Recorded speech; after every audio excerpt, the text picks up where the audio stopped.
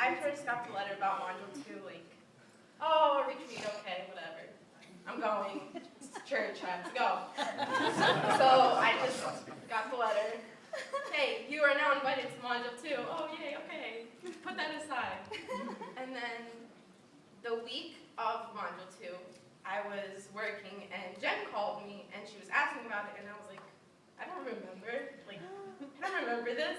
She's like, okay, let me talk to your mom. So then she called my mom, and she talked to my mom, and then my mom called me, and she was like, you didn't tell me I have to pay for this. And I was like, kind of working.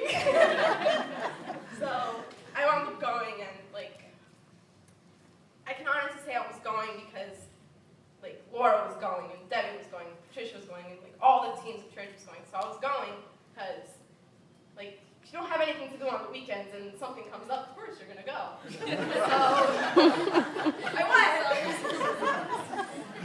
And then once we got to the bus, and we were sitting there, and I had my pillow, and I was ready to take a nap, and Pastor Renato like told us to stop everything what we were doing, and he prayed. And the thing that he kept praying about was for us to open our hearts. And he just kept saying, let them open their hearts so they can be prepared for what's to come. And that was just like, oh God. Like, he's saying this now, and we're in the parking lot of church. It's gonna be tough. But you know, going there, like, it was good. It was fun. And, yeah. Okay.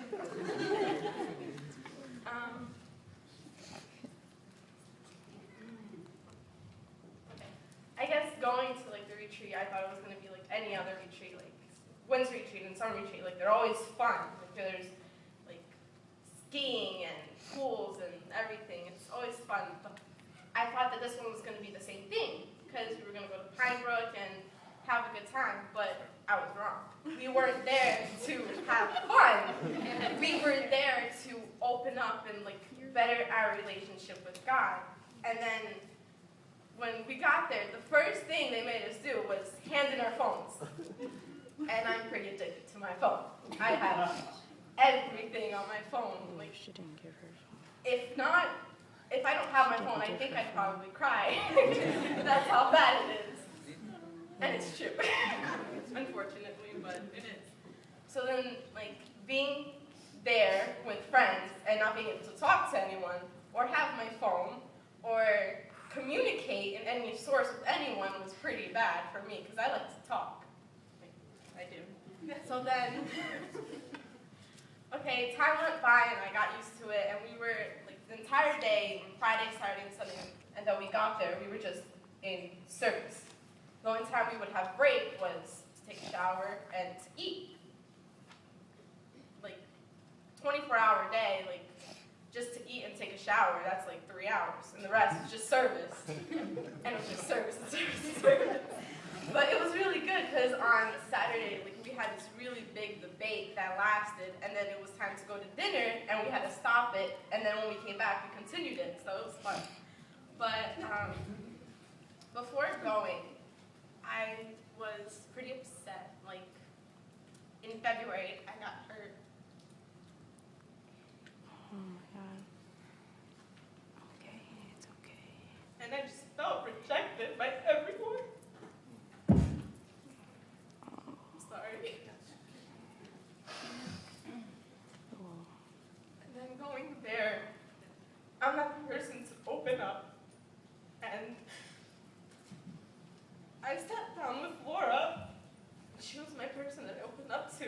And everything that I went through, she was going through. And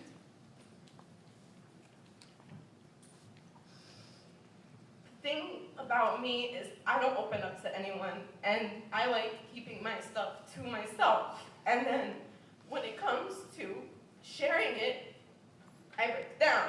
So when she was telling me like her problems and like what she was going through and how she felt, I was crying and I wasn't paying attention because I knew that next was going to be me, and I didn't want to be judged.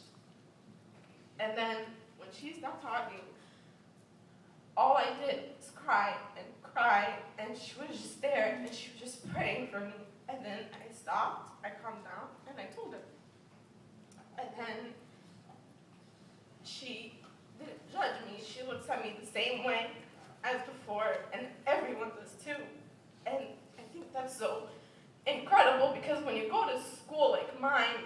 tell them about your past, and you tell them how you feel, they just put you aside. They'd be like, okay, you have your problems, you deal with your problems. I'm not going to get in it. But then when you come to a church and you open up to people that have God in their hearts, they stop everything that they're doing and they're with you. They go through every step of the way with you. And that's something that I learned. And I'm 15 years old and I learned this now. And that's something that was incredible. From my past until then, I was this girl that was hiding. I was someone that would come to church with a smile on her face, and everyone would believe it. Like, that's how bad it was. Like, I was hurting, and I was rejecting myself, and I stopped coming to church on Fridays. I would tell my parents, like, you can't force me to go to church.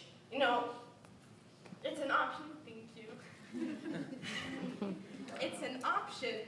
And if you force me to church in the future, I'm not going to want to go. Do you want that? No.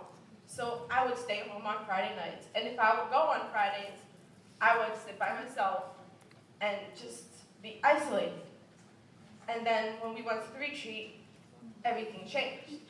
I learned that I can be myself and no one's perfect. And you never know if someone's going through the same things as you. So when we went there and then we finished talking and everything, and crying was over, because basically everyone was crying, even the guys. Sorry, but you were. You were. And then, like, for a guy to cry, it's pretty, like, hard.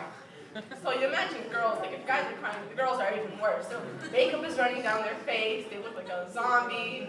It's pretty bad. So then, after that, we went back to the chapel room area kind of thing. And then we got our pieces of paper that had everything on it. Like, it was a piece of paper that was folded, but probably had like 1,000 words on it. And it asked you questions of how your relationship with God was, and what you're doing wrong, and what you're addicted to, and what you're not addicted to, but what you want to change. And this little piece of paper was like, it felt like 20 pounds on my back. So when we got it, put it on the floor, ripped it up, like put it on fire, and then like let them off on the seat, it was like 20 pounds was lifted off my shoulders. Like, I literally felt that, and once I felt that, Pastor Renato looked at me, I started crying again. I'm a crier. So, like, that was amazing. And then after that, like, I came home and I wanted to go back to my social life and talk to my friends I haven't talked to for days, and, you know, see what's on Facebook and Twitter and all that. But I didn't. I went home, I took a nice nap, and then I lived life. And since then, everything that I forgave myself about and God forgave about me, God had already forgiven it, but He needed us to say it out loud so that we can forgive it. You can forgive and you can forget it, but if you don't forget it, then you didn't forgive it, right? Did I say it right? Okay. I was thinking I didn't say it right. But if you forgive it, then you don't go back and think about it, because then you didn't forgive yourself. So since then, yeah, sometimes I think about it, but I try not to. And